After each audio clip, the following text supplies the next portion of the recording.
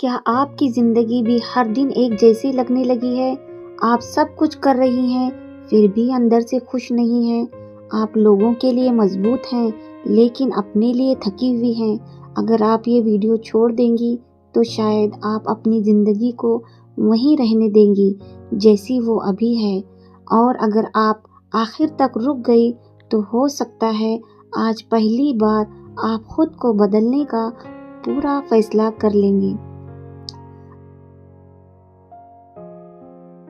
آپ دیکھ رہی ہیں زندگی سول، جہاں ہم دوسروں کو بدلنے کی نہیں، خود کو سمجھنے اور خود کو بہتر بنانے کی بات کرتے ہیں۔